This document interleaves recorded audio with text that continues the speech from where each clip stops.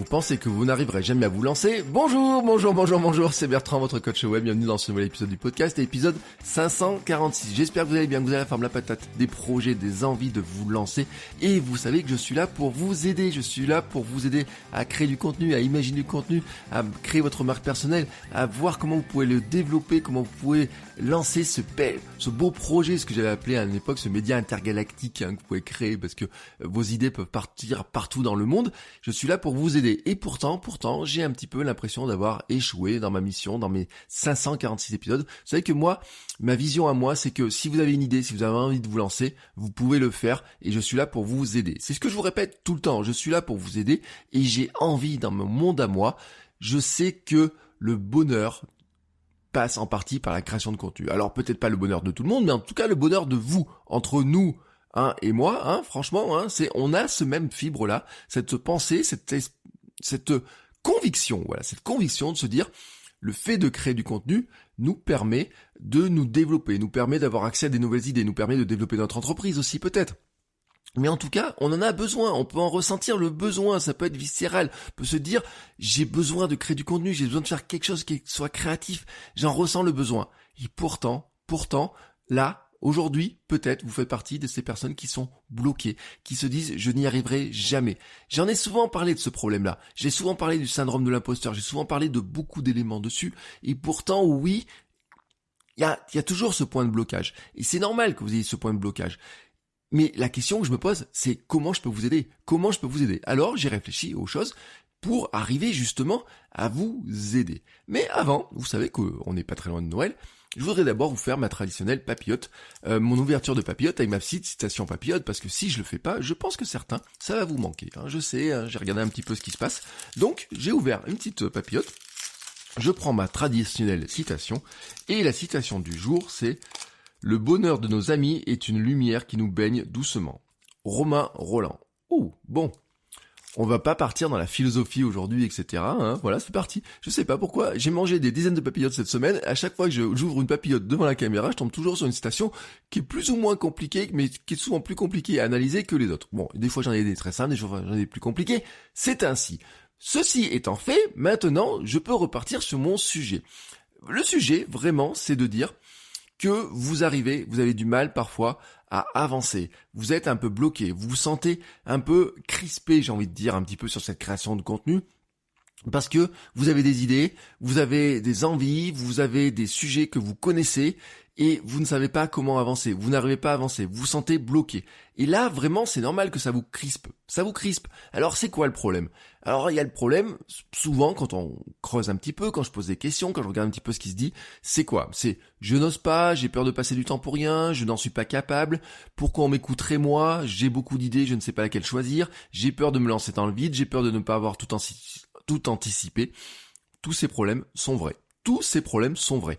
Si un seul de ces problèmes, vous vous reconnaissez dedans, oui, vous avez raison, ce problème est vrai. Oui, ce problème existe vraiment. Oui, vous pouvez vous sentir pas capable de créer du contenu. Oui, vous pouvez vous demander pourquoi on vous écouterait vous. Oui, vous pouvez passer du temps pour rien. Oui, vous avez beaucoup d'idées. Oui, vous avez beaucoup d'idées. Oui, vous avez du mal à choisir.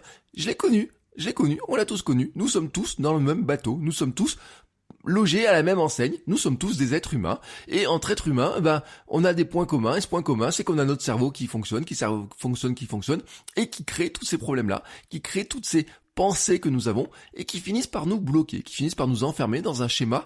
Ce schéma, c'est quoi? C'est de se dire, je pense à tout ça, je pense à tous ces problèmes-là, et attendez, je peux en lister un bon paquet d'autres, j'ai peur de toutes ces choses-là, etc.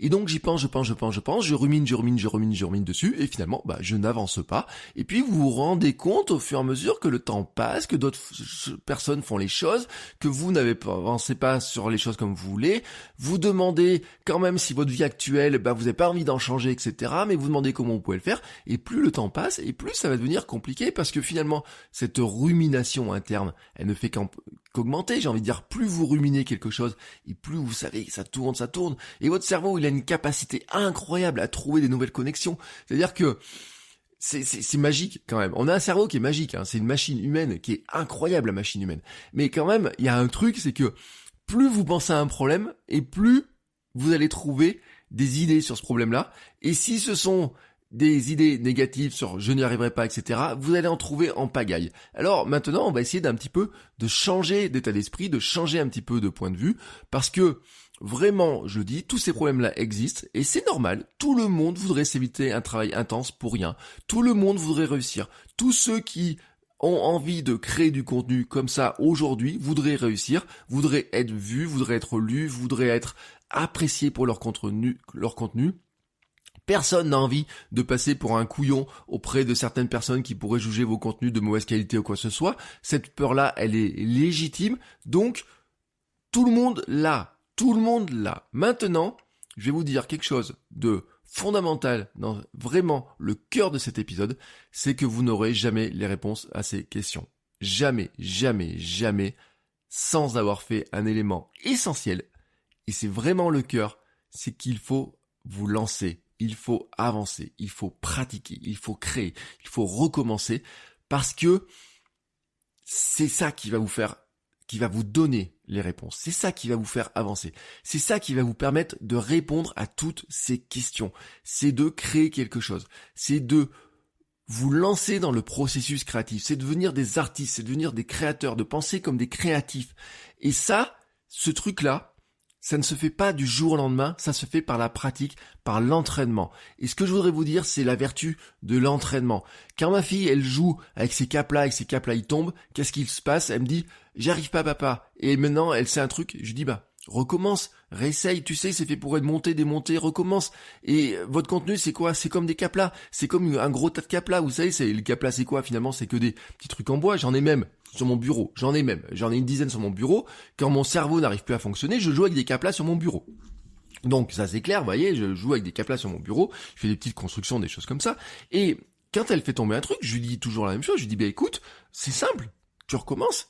Et des fois, maintenant, elle me dit, oui, je m'entraîne. Oui, comme au sport, comme en cuisine, comme dans plein de domaines. Vous vous entraînez. Oui, tout le monde s'entraîne. Et dans la création de contenu, on s'entraîne. Et pourquoi c'est important de s'entraîner?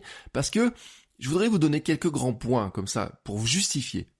Vraiment, si vous avez un doute là-dessus. Je vais essayer de justifier, de vous amener vraiment sur comment moi je vois les choses. Vraiment pour vous expliquer comment vraiment on peut avancer là-dessus. Parce que je vous dis, moi je suis pas tranquille avec cette histoire-là. Quand j'ai des gens qui m'envoient un message qui me disent « Je suis bloqué, j'arrive pas, j'ai envie de créer du contenu, etc. » Et qu'en plus ils me rajoutent un truc en disant « Franchement, je me fais chier, je m'emmerde dans mon bureau classique, etc. Dans mon boulot, ça me plaît pas, etc. J'aimerais faire autre chose, ou j'aimerais avoir un complément de revenus, etc. » Et qu'en même temps ils se sentent bloqués, c'est la pire des situations. Et vous voyez, c'est ça qui me dérange. Alors, comment on fait ? Premièrement, pourquoi je vous dis que c'est important de vous lancer dans le processus créatif, c'est parce que la créativité est une action. Créer est une action, mais la créativité en elle-même, elle vous tombera pas comme ça du ciel, parce que la créativité est une action. Il faut créer, il faut agir, il faut vraiment agir et créer pour être créatif. Et c'est ça l'entraînement. Vous devez trouver votre chemin, vous devez trouver votre manière de faire, et vraiment, si vous vous sentez pas créatif maintenant, c'est pas que vous ne l'êtes pas, c'est juste que vous n'avez pas exercé votre créativité. Et donc, là, il y a un territoire devant vous qui va s'ouvrir, vraiment qui s'ouvre devant vous, c'est de vous dire, si maintenant je prenais cette thématique, ce problème-là, vraiment qui m'intéresse, et si je cherchais des idées dessus, qu'est-ce que je peux trouver? Et vous allez vous trouver étrangement créatif. C'est-à-dire que ça va être peut-être un puits sans fin de nouvelles idées, de nouvelles choses, etc. Et ça, c'est une bonne nouvelle. Alors excusez-moi, je viens de taper dans le micro, mais ça, c'est une très bonne nouvelle. C'est une excellente nouvelle si, quelque part, tout d'un coup, vous vous retrouvez avec plein d'idées comme ça qui arrivent. Et puis, peut-être, vous allez vous dire à un moment donné, oui, mais est-ce que j'ai le droit de parler de ça? Est-ce que je peux en parler? Est-ce que je me sens légitime pour parler de ça? Alors là, c'est le fameux syndrome de l'imposteur qui revient. Oui, c'est normal. C'est dans la nouveauté que le syndrome de l'imposteur se crée. C'est le syndrome du débutant. Quand vous débutez dans un domaine, vous n'êtes pas certain que ça va marcher. C'est valable pour n'importe quel sujet, c'est valable pour la cuisine. La première fois que vous avez fait un gâteau au chocolat, vous ne savez pas s'il était bon ou pas. Alors si bien sûr vous voulez être sûr que votre gâteau au chocolat soit bon le jour où vous avez envie de le présenter à quelqu'un qui est très important pour vous, qu'est-ce que vous allez faire? Vous allez d'abord le faire une première fois, vous allez répéter. Vous n'allez pas comme ça vous lancer du premier coup. Alors bien sûr, certains sont un peu aventureux, vont se dire, tiens, aujourd'hui je vais faire un nouveau gâteau que j'ai jamais fait, etc. Mais bon, il y a toute la famille qui vient pour Noël, je vais leur faire un gâteau que je n'ai jamais fait. Je ne suis pas sûr qu'il soit bon, je ne sais pas si ça sera bon ou pas, mais je me lance. On peut être aventurier, on peut être aventureux. Vous voyez, j'avais mélangé un peu les mots. Mais si vous voulez vous rassurer un peu, vous savez que vous allez d'abord faire des essais avant. Et ben le contenu c'est pareil, c'est-à-dire qu'à un moment donné, vous ne savez pas si vous pouvez vous exprimer sur un sujet, comment vous allez vous exprimer, si vous vous sentez pas très certain de vous, mais tant que vous n'aurez pas commencé à créer du contenu sur ce sujet-là, ben vous pourrez jamais être certain de vous pouvoir parler de sujet. Tout simplement, tout le monde ressent ce sentiment la première fois, quand il fait une chose pour la première fois. C'est inconfortable, bien entendu que c'est inconfortable. Et en plus, là-dedans, c'est que vous n'êtes pas certain, vraiment, vous n'êtes pas certain d'arriver à vous dire est-ce que ça va marcher, est-ce que ça va pas marcher. Et donc l'inconfort il est réel, il est important, mais vous devez passer par là. Et je vais vous dire aussi pourquoi, parce que il y a un truc qui est vrai et qui est extrêmement important, c'est que souvent ce qui vous bloque, c'est de dire je ne sais pas quel contenu choisir, je ne sais pas quel type de contenu je vais choisir, je ne sais pas quelle thématique je vais choisir, j'hésite entre plusieurs thématiques, j'hésite entre plusieurs formes de contenu, j'aimerais faire de la vidéo, je pense que je pourrais faire du podcast, du blog, etc., je ne sais pas, j'aimerais parler d'immobilier, j'aimerais parler de cuisine, j'aimerais parler de sport, j'aimerais parler de plein de choses, je ne sais pas de quoi je peux parler. Et vous arrivez comme ça en vous disant, en cherchant des pistes, en écoutant mes podcasts, en regardant des vidéos, en lisant des livres, ah ben tiens, qu'est-ce qu'il conseille de faire, qu'est-ce que lui conseille de faire, ah ben tiens, j'aime bien ça, etc., et en fait, le problème, c'est que la réponse à ces questions-là, elle est dans quoi? Dans la création, dans le fait de créer. Vous ne savez pas si vous voulez faire de la vidéo, si vous voulez faire plutôt de l'Instagram, si vous voulez faire du TikTok, si vous voulez faire du blog dans lequel vous vous sentirez plus à l'aise. Le seul moyen de savoir si vous serez à l'aise un jour, si ça peut vous plaire, c'est de commencer à le faire, c'est d'essayer de le faire. Dans tous les cas, ça sera inconfortable. Mais vous devez commencer à travailler dessus. Vous ne savez pas si vous pouvez parler d'une thématique parce que vous ne savez pas si ça va vous plaire suffisamment longtemps ou quoi que ce soit. Testez d'abord de savoir si ça vous plaît pendant quelques jours. Des fois on a des marottes, des fois on peut se dire ah bah tiens j'ai une marotte, je vais commencer à faire un truc. Imaginez ma marotte du moment, c'est le minimalisme. Et je me dis tiens allez hop, j'ai envie de devenir minimaliste. Là tac comme ça, aujourd'hui je crée une chaîne sur le minimalisme, je crée une chaîne YouTube sur le minimalisme et maintenant je parle de minimalisme. Bon franchement je peux me rendre compte que quand je commence à créer ce contenu là, je vais imaginer un contenu, 2 contenus, 3 contenus, puis au bout du 4e je vais dire franchement le minimalisme oui, je veux bien être minimaliste, mais en parler tous les jours, non. Voilà, non. Je me rends compte que non. Bah oui, j'ai essayé de faire un contenu dessus. Ouais, j'ai fait un 2e, oui, 3e, oui. C'est pas forcément la qualité de votre contenu qui est pas bon, c'est pas forcément le fait que vous arrivez pas à apparaître devant la caméra aussi facilement que vous voulez. C'est une chose, mais vous dites, ouais, franchement, de quoi je pourrais parler? Franchement, j'ai pas tant d'idées que ça. Franchement, toutes les idées que je pensais comme ça, vous savez, ce puits d'idées, etc. Non, il est pas là.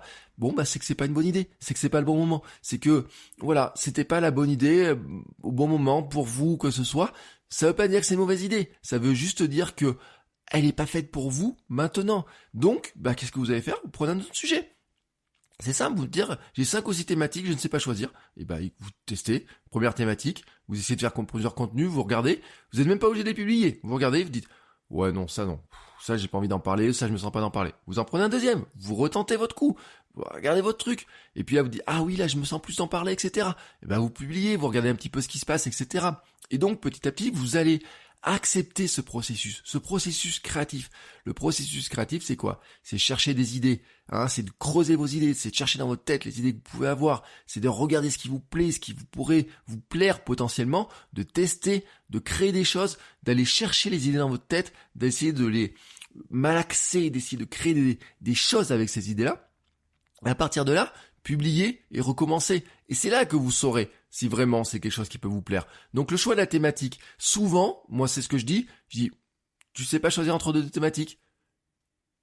Tente, fais un contenu sur chaque thématique, regarde si tu te sens capable d'en parler, si ça te botte d'en parler, regarde si ça te fait de la joie en toi d'en parler, j'ai envie de dire. Alors bien sûr, ça peut vous paraître bizarre de dire comme ça, mais pourtant c'est ça la réalité du créateur de contenu, c'est-à-dire qu'à un moment donné, il faut que ça vous mette en joie, il faut que vous partagiez de la joie, du bonheur de créer du contenu. Et si ça vous plaît pas, si ça vous botte pas, etc., franchement, vous êtes plan-plan, vous allez être manqué de passion, vous allez manquer d'entrain, etc. Regardez tous les créateurs passionnés que vous connaissez. Regardez tous les créateurs que vous suivez plutôt, ce sont tous des créateurs passionnés. Vous voyez, pour moi, un créateur que vous suivez, il est forcément passionné, parce que les créateurs pas passionnés, ils ont pas de succès, ça marche pas, etc. Et ça vient pas d'eux, ça vient pas qu'ils sont pas bons, ça vient pas qu'ils savent pas faire ou quoi que ce soit. Ça vient qu'en fait, souvent, ils prennent un sujet comme ça parce qu'il est à la mode.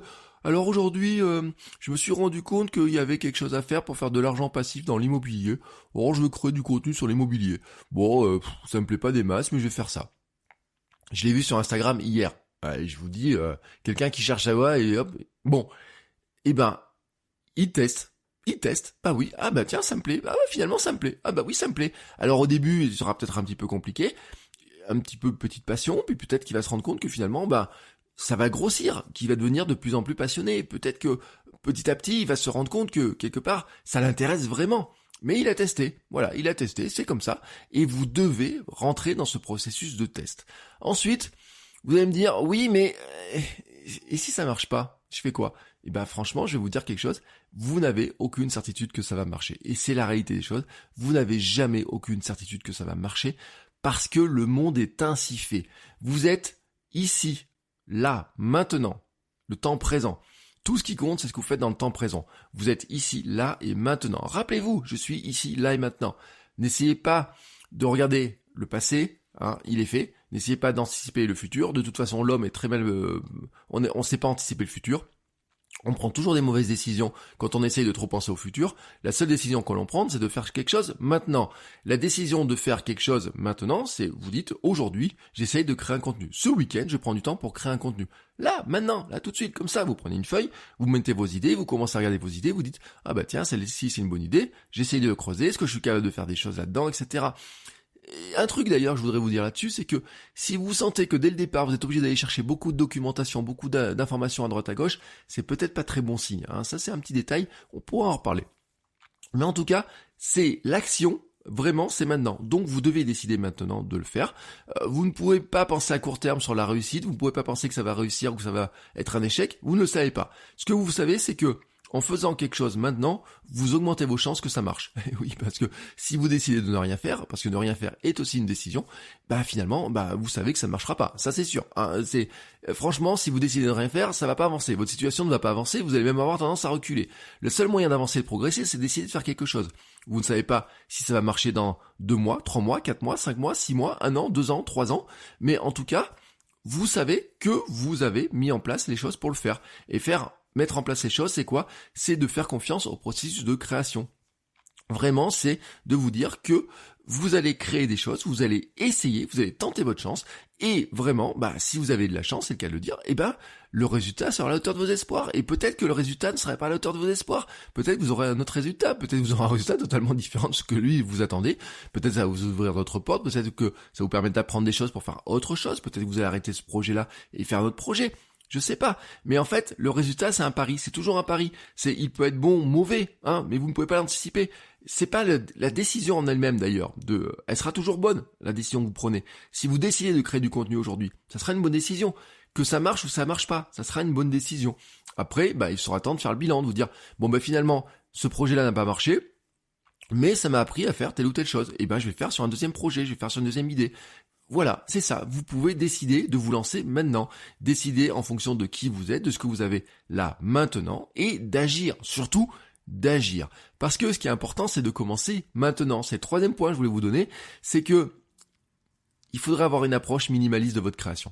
C'est-à-dire que n'attendez pas d'avoir toutes les informations. N'attendez pas d'avoir tout le matériel. N'attendez pas d'avoir tout l'ensemble du puzzle pour vous lancer. En fait, vous n'avez jamais l'ensemble du puzzle. Le puzzle, vous le construisez au fur et à mesure. Même si, alors, bien sûr, si vous achetez un puzzle dans un commerce, le puzzle, vous savez le dessin final à quoi il doit ressembler.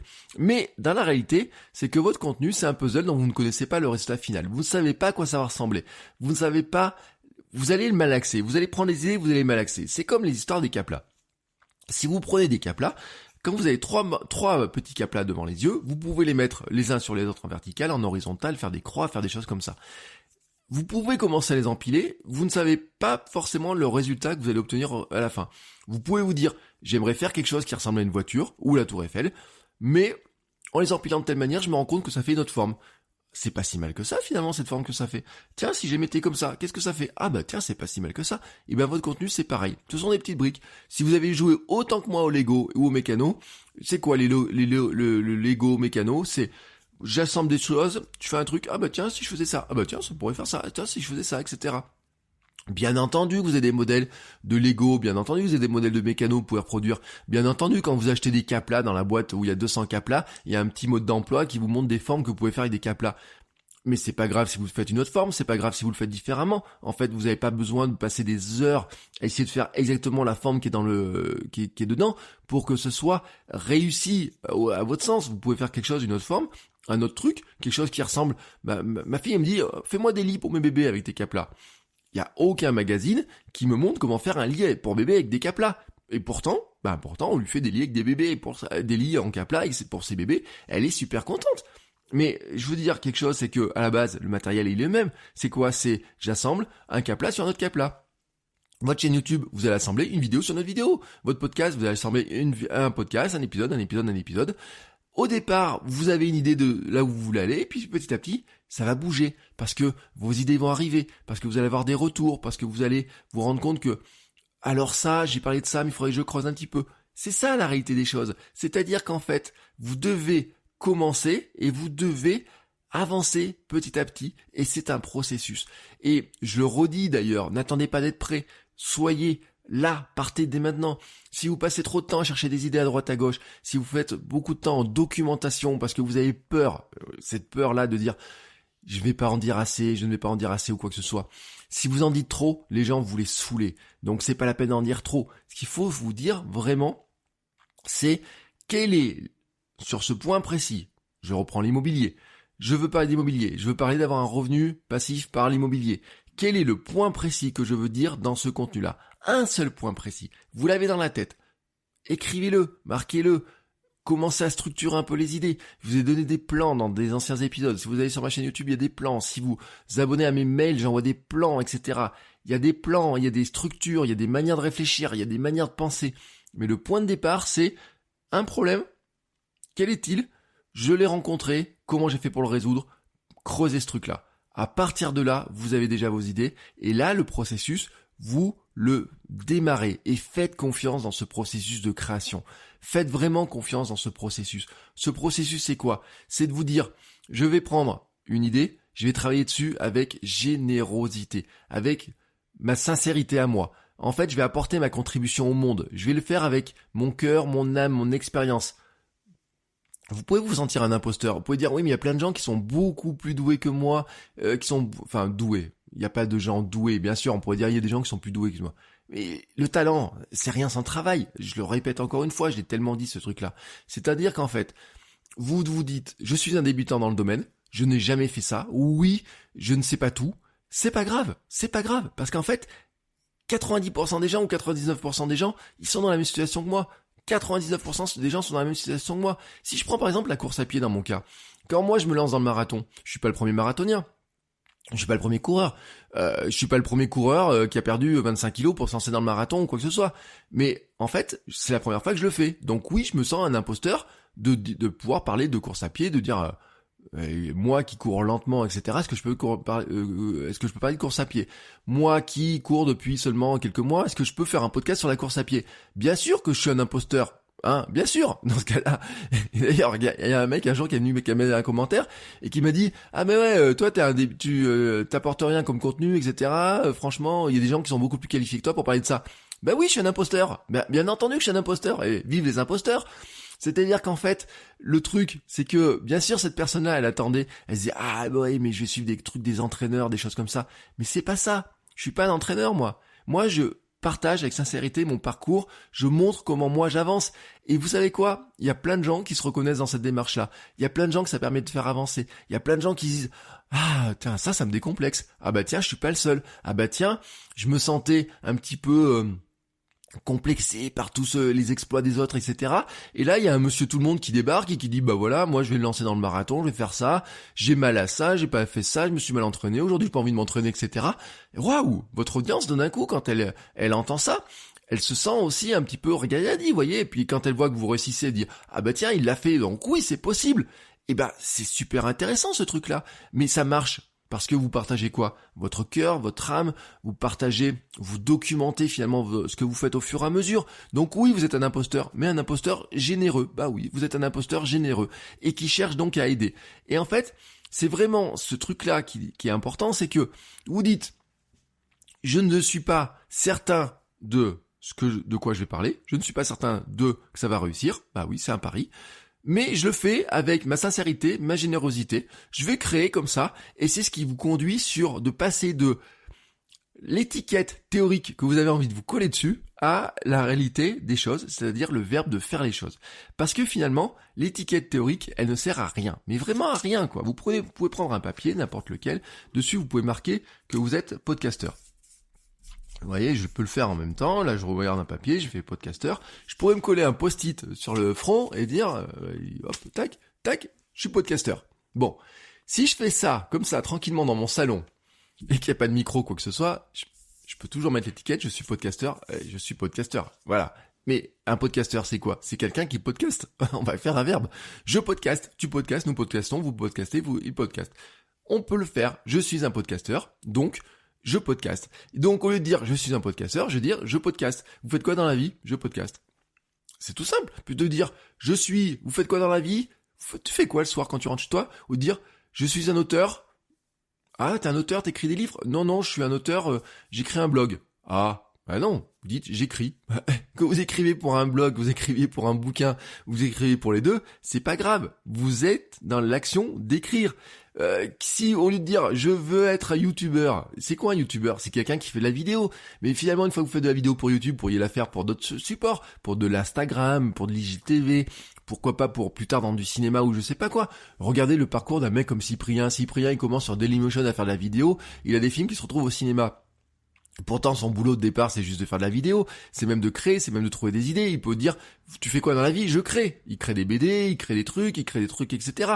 Donc la réalité des choses, c'est quoi? C'est que vous n'avez pas une étiquette de dire, je suis blogueur, je suis podcasteur, je suis youtubeur. Non, la réalité des choses, c'est que vous faites de la vidéo, vous écrivez, vous podcastez. Et donc, surtout, vous créez. Et donc, vous créez et vous vous lancez. Et c'est ça qu'il faut se dire. Vous devez avoir confiance dans ce processus-là. Donc, cherchez une idée, cherchez cette idée de contenu, créez un contenu, publiez, faites connaître, recommencez. C'est le processus. C'est le processus que je vous ai donné dans le contenu minimum viable. C'est le seul processus dans lequel vous pouvez avoir confiance. Vous ne pouvez pas avoir confiance en vous parce que vous vous sentez imposteur, vous pouvez pas avoir confiance dans le résultat parce que c'est un pari, mais par contre, vous pouvez avoir confiance dans le processus même de créer ce contenu-là pour arriver à avancer, pour arriver à vous rapprocher de cette image-là que vous êtes collé sur la tête de dire « je suis podcasteur ».